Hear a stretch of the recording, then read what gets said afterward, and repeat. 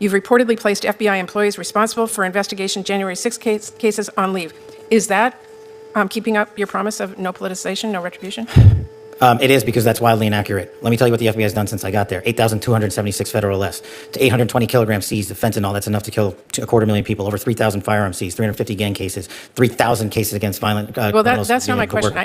We know that you... Well, you asked if I was weaponizing the FBI, and I am not. I'm giving you the hard, concrete examples of the men and women putting handcuffs on bad people, doing harm to our children and innocent Americans. I do not see weaponization. You have placed on leave FBI employees responsible for the investigation of January 6th.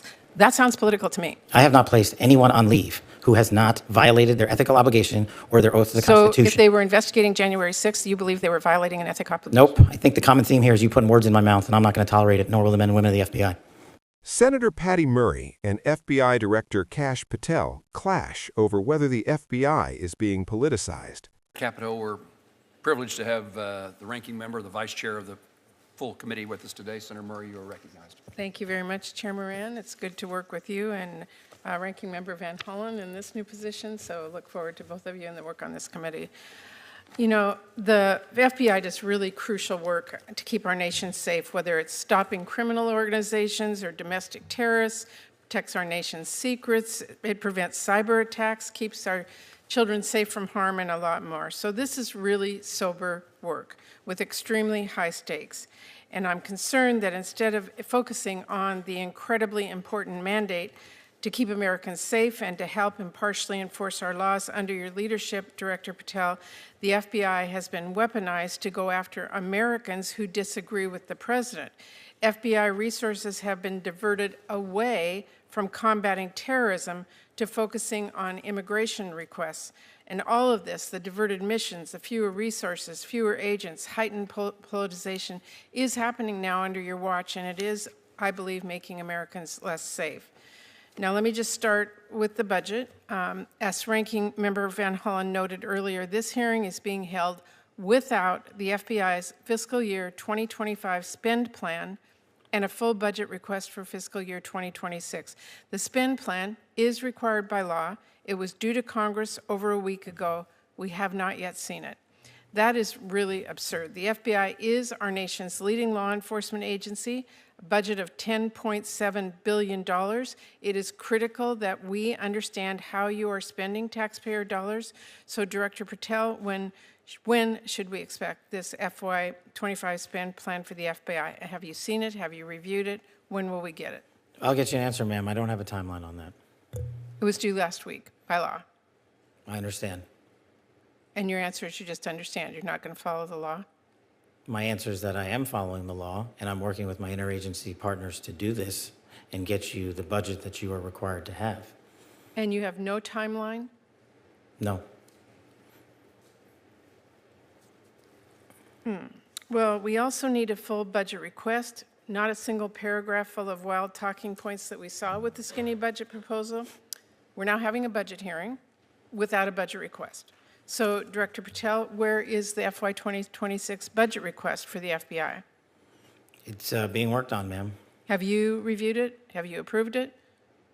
Not yet. When will we get it? As soon as I can get it from my interagency partners and get it approved. 6 months from now? I don't know, ma'am. I'm not going to make up a timeline. Well, how do we as Congress do our budget and our work without that request and without the spend plan? Well, ma'am, I'm here. I'm doing the best I can. I can't make up answers. I'm going to commit to you to work on getting you the information you need. That is insufficient and deeply disturbing. No response? I've given my response. Well, the FBI is already down 1,900 employees since 2023 as a direct result of the Fiscal Responsibility Act. And under the Trump administration, FBI agents, analysts, linguists, cyber experts, and scientists are being asked to do a lot more in order to keep us safe. Director Patel, we all know that budget cuts will reduce the FBI's ability to counter threats of terrorism, and it will hinder its ability to keep pace with firearm background checks and shutter operations that combat violent crime, drugs, gangs, and transnational organized crime. Now, I understand that you told our House colleagues yesterday that you don't want to reduce the FBI workforce, meaning that you disagree with what President Trump is proposing? No, I agree that we can sustain the mission with the proposed budget, and I agree with the budget. And as I said yesterday, I believe that what I said was I can do more with more. And I gave examples of what more we could do if we were given more. Well, it's different than what you told the House yesterday. So what are you communicating to the President and the White House about what you need and what, and again, we don't have a budget request from you, so I'm not sure what you're asking us for. I'm not asking you for anything at this time. You can operate without a budget? I never said that. Well, this is unprecedented. Okay, well, let me just go to another topic since you're not going to answer that. The FBI partners with state, local, and tribal law enforcement organizations. They provide critical intelligence and operational capabilities to combat violent crime and gangs and terrorist threats, fentanyl trafficking, challenges that our local communities really can't face alone. I'm going to give you an example. A few years ago, the Southeast Washington Safe Streets FBI Task Force worked with our Benton County and Franklin County Sheriff's Office, multiple Tri-Cities Police Departments, and the State Corrections Department to carry out one of the largest ever drug seizures in the region's history. Now we've got an administration already cutting more than $800 million in assistance in 2025 to local law enforcement organizations while proposing a $500 million cut for the FBI. Director Patel, can you explain to this committee how cutting resources for our local law enforcement partner agencies the FBI relies on to help your bureau keep safe? How do you expect the FBI and local law enforcement to do more without those significant resources they need? The FBI will continue to do what it does, which is work with embedded state and local law enforcement officers in our Joint Terrorism Task Force, in our Safe Streets Task Force, in our gang task forces. Those are a priority. Those billets have been maintained. Those billets have not been reduced. And with my reorientation, reprogramming that we've notified Congress to, you will see an augmentation in the field in every single state in this country. Well, again, we need to see the numbers and we need to see that budget from you. Let me ask you about the NICS system. The FBI is really on the front lines of keeping guns out of the hands of very dangerous criminals. The NICS serves a really critical role in enhancing national security and public safety by conducting background checks. You know this. They are supported by the vast majority of American people, and I wanted to ask you this morning, will you commit to continuing to fund and run the FBI background check system? Yes. Thank you. I want to ask one final question here, Mr. Chairman. I want to talk again about how the FBI is focusing its resources.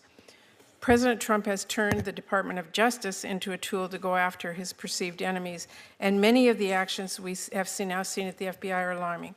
The FBI has reassigned and pushed out career FBI agents for political reasons. We have seen fear and intimidation promoted throughout the Bureau, including by polygraphing your own staff. We've seen the arrest of a sitting judge in Wisconsin.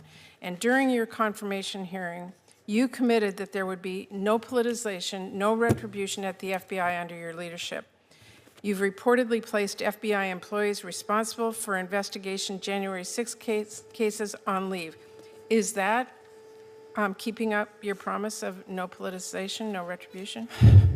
It is, because that's wildly inaccurate. Let me tell you what the FBI has done since I got there. 8,276 federal arrests, to 820 kilograms seized of fentanyl. That's enough to kill 250,000 people, over 3,000 firearms seized, 350 gang cases, 3,000 cases against violent Well, criminals. that's not my question.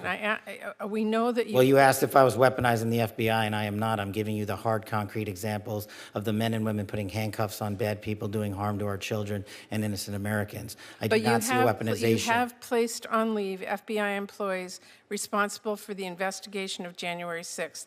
That sounds political to me. I have not placed anyone on leave who has not violated their ethical obligation or their oath to the Constitution. So if they were investigating January 6th, you believe they were violating an ethical obligation? Nope. I think the common theme here is you putting words in my mouth, and I'm not going to tolerate it, nor will the men and women of the FBI.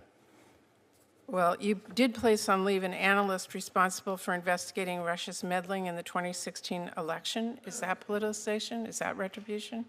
No, not if she broke the law or the ethical guidelines. I don't know which case you're talking about, but that's the standard. And we will hold ourselves inwardly accountable, and we will not be strayed from our mission because people think we are politicizing the Bureau. If you want to talk about someone who was attacked by a weaponized Bureau, you're looking at him. And now he's the director of the FBI, and he's cleaning it up. Well, I would just say to everyone who's listening that the FBI needs to be focused on its mission to keep the entire country safe. It should not be weaponized for partisan political gain. Thank you, We are. Chairman. Senator Kennedy. Senator Murray argues the FBI under Patel is being pulled away from its core mission, pointing to delayed budget plans, staff reductions, and claims that agents connected to politically sensitive investigations were pushed aside. Her concern is that when an agency responsible for counterterrorism, cyber defense, and organized crime investigations appears politically influenced, public trust in federal law enforcement can erode quickly. Director Patel strongly rejected that accusation, saying the Bureau's real focus has been measurable enforcement results, including thousands of arrests, large fentanyl seizures, and new gang and violent crime cases. Patel also turned the argument back on critics, claiming the FBI itself was previously weaponized against him and others, suggesting that internal accountability measures are part of cleaning up the Bureau rather than politicizing it. The tension reveals something important about how the FBI operates. While the director leads the agency, Congress controls its funding and oversight, which is why missing budget plans triggered such a sharp confrontation. When lawmakers cannot see spending details, they argue it becomes harder to ensure resources are going to national security priorities like terrorism prevention and cyber threats. At the same time, the FBI insists operational decisions, including personnel discipline, must remain insulated from political pressure to maintain investigative integrity. This debate reflects a broader national question about where the line should be between political oversight and the independence of federal law enforcement agencies. If you found this breakdown helpful, smash that like and share button and subscribe for more clear explanations of the biggest moments in politics. And remember, the real story is often what happens between the lines.